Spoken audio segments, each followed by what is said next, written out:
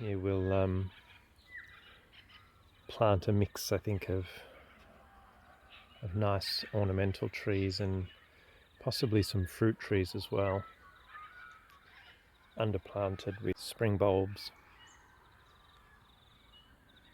We just have to be careful in terms of trees about the overhead power line. So this is our newest garden area, just down the front of the property, and sits down one side of the driveway. It's a pretty good size, contained within a pretty nice fence that I built over the summer. I'm going to move some apple trees from the orchard area and relocate them down here once they go dormant. In terms of the apple trees, I'm probably thinking this one down here. This is a Granny Smith. This corner seems to be very dry, but it has grown beautifully here. So it would kind of, in a sense, be a shame to move it. But that's an option. And then there's two apple trees here. That's a Jonathan, and that's a Cox's Orange Pippin. And they're both growing beautifully, but they probably are a little bit too close. And I think maybe two trees down the front, two apple trees down the front. And then that would leave us with plum trees, pear trees, and then we've got stone fruit. We've got peach and nectarine. Self-seeded ornamental cherry growing here. That should definitely come out. Right, so I'm down here in the new front garden. And I've got a hole started here. Not wide enough for sure, but at least it's a start. And that means the tree that I'm about to transplant down here won't be out of the ground for too long. And once I can see what the shape of the root ball is of the tree that I'm about to move, then I can configure the hole as it needs to be. So let's go and find a tree. So I'm thinking it should be this Cox's Orange apple here. It's maybe 8 foot. I'll need to obviously trim some off it if I was to transplant it. I would say it's grown 5 times as big as it was when we first put it in. So it's doing well here, but it had very heavy crop of fruit on it until the birds came and stripped it, and shortly after that happened, it dropped most of its leaves.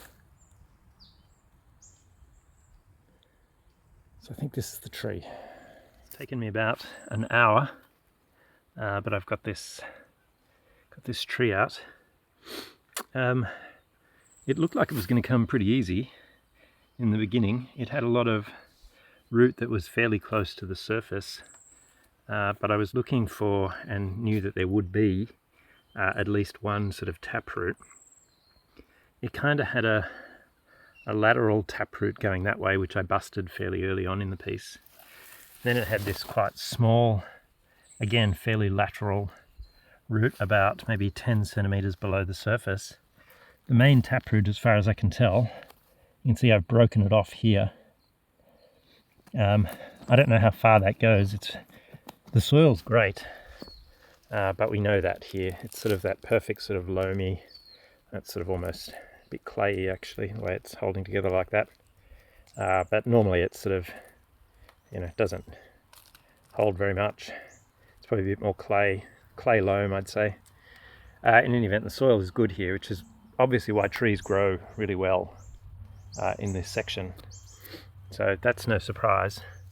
But at the point of this root here, which I suppose is a taproot, I don't know how far it goes down, but it does start to get pretty rocky down here. So it would be an interesting exercise to see how far this tree has gone down. This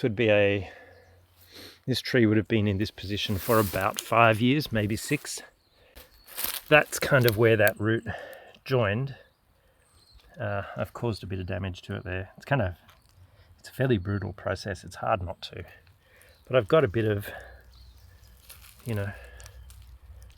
root, which I need to get it down there before it dries out. But hopefully I've got enough, and I'll just need to trim the tree back quite heavily on account of the reduced root ball that it's got now. But anyway, I'll go down, put it in, see how we go. Rightio, so here it is. I think that's kind of the right position once I prune it back. I've reshaped the hole to let the largest sort of, I don't know whether it's taproot, lateral root, whatever it is, have a bit of space. And I might even loosen this up a little bit more.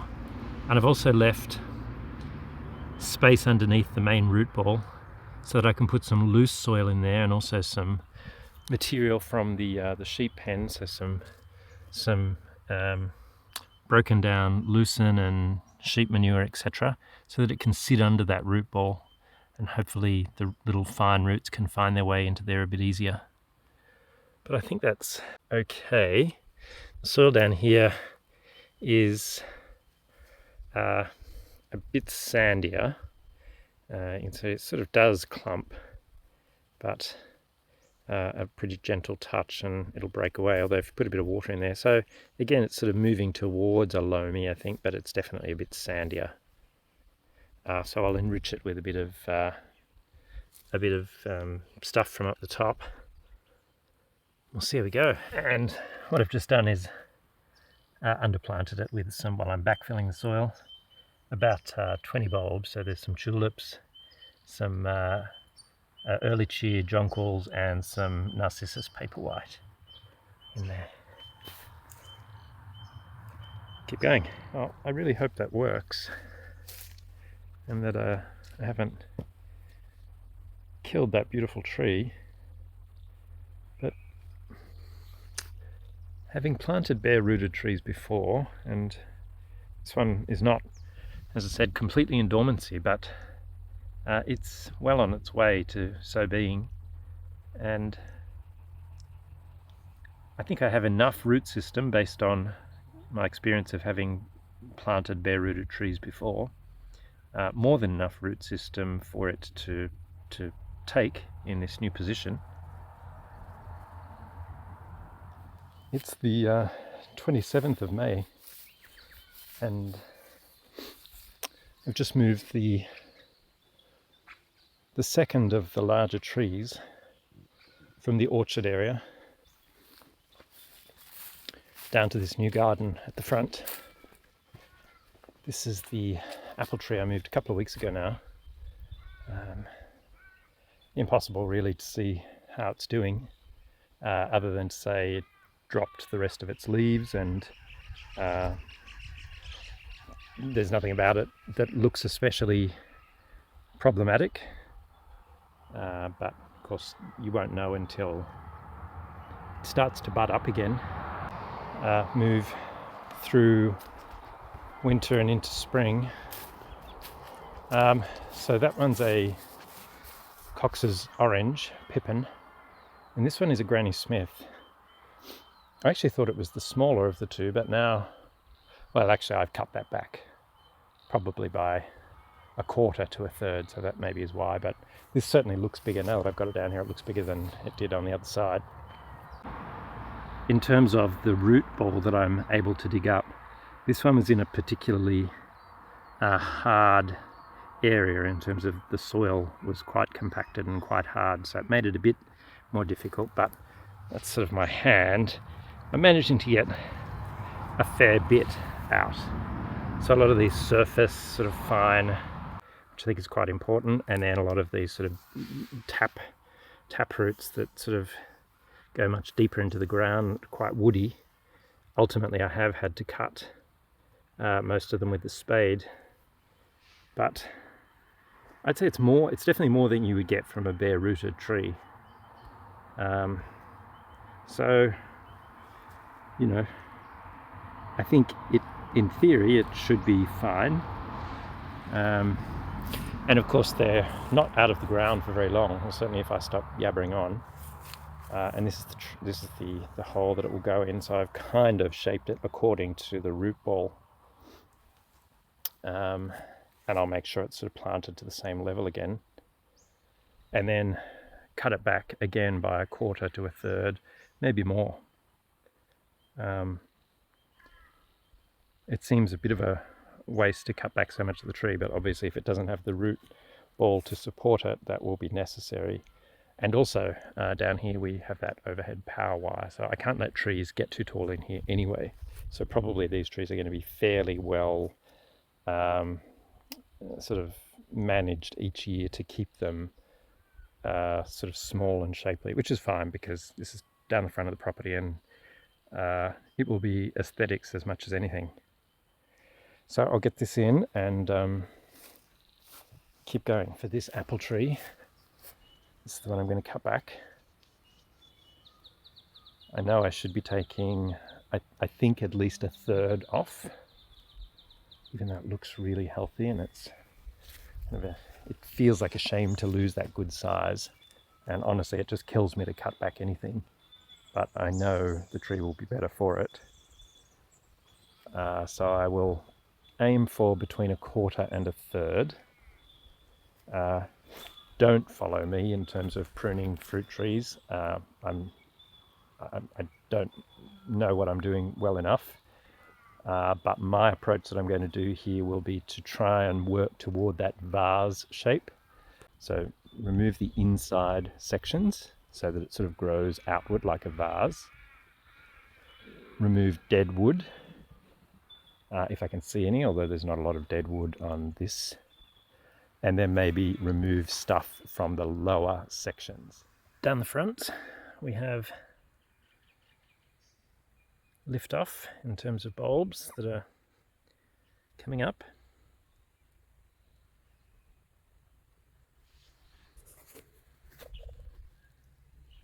You can see they've been nibbled a bit.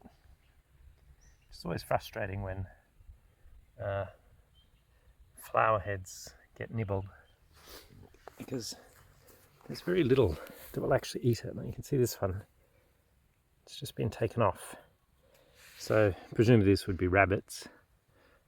Works out that it doesn't actually like it, but the flower is already gone, so that's kind of annoying.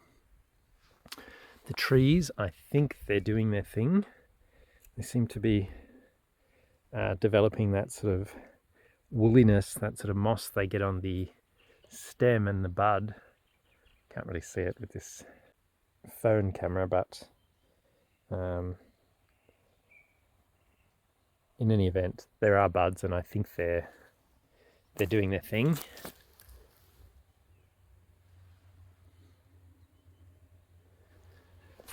So this is, I think this is going okay.